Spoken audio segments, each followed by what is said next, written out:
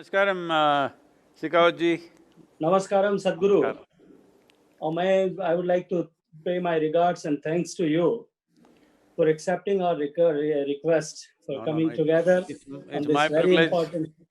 For this very important subject to have discussions over in very special time. The time is special because entire world is going through the greatest pandemic of this century, and everybody is suffering, everybody is worried, everybody is stressed.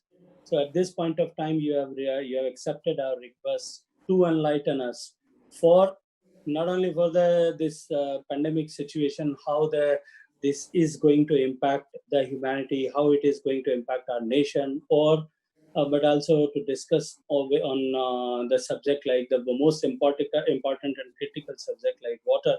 I'm really, really very thankful.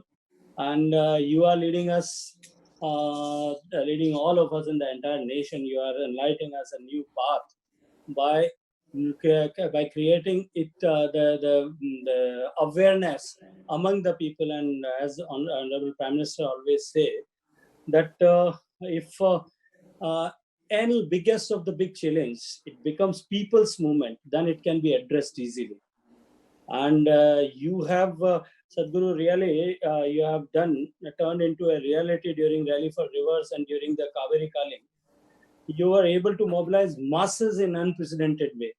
We have so many requests to make people like save water, to say don't use plastic, and list can go on. It's a long list. I would like to ask you if there is one thing which people can change in their individual life, which help our environment in a big way, what would that one request be? See, when we say people are living in different types of conditions, large mass of people are living in rural India. For them, the best thing is minimum 10% of their land, they must make it into trees, that's a must. Without that, they can't save their soil. Without keeping the soil rich, you can't preserve water. As you yourself have done in your presentations, the greatest reservoir on the planet is soil. When we say soil, it is only that 39 inches of topsoil which is very, very important for us. Down below also there is water, but this is the most important. If we want to keep the biodiversity of the soil and everything rich, entire life process from worms to insects to human beings, we all are surviving because of this topsoil. So, that is a prescription for the rural masses that at least 10% of their land must become trees. But for the urban people, see, there are many issues of plastics, this, that. I feel with small policy changes, those things can be fixed. I don't see that as a major challenge. The important thing is lack of awareness about what needs to be done in the country or in the world, or what are our real challenges. So in terms of, for example, many people are running campaigns about water. Water has become an important issue only because the shortages came to the city. But the shortage has been there in the village forever. With one tap, 1,000 people are trying to catch water from one tap, and the ugliness that happens, the social situations that happen there. So, the most important thing is that we need to see how what we consume is minimized and what we waste is also minimized, or how recycling things can happen. So what can each individual do? See, if each individual acts, well, it is a good act as an awareness, but what is needed is a systemic act. Right now, in India, the way the cities have grown over a period of time, it is just grown with time, haphazardly most of the time. A few parts may be planned, rest of it has grown over centuries, so it is not really planned. So one important thing is, every citizen in the country, particularly urban citizens, must be willing to pay for their waste. That the waste that is going out, the sewage that you let out, that needs to be treated. But right now, the problem is of resources and things like that. So everybody should become willing that what I throw is also my responsibility.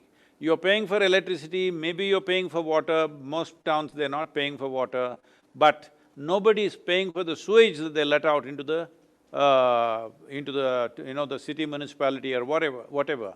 There has to be a price for that. Responsible citizens must understand that ecology is not a tomorrow's problem, it's today's problem.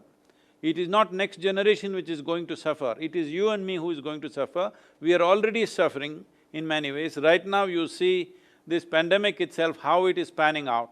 It is only in cities.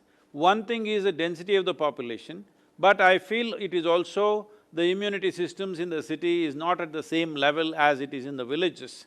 Because so many migrants have gone from the villages, they are not so sick, but people who are living in the cities are sick simply because their immune systems are also lower.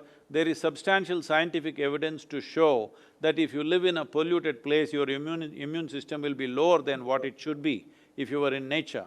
So, considering all this, whatever we are throwing out in the form of sewage, in the form of waste, whether it's plastic waste, organic waste, or even pollution, let's say everybody must count how many hours in a month am I starting my car, so what is it that is going out, what is the price for that?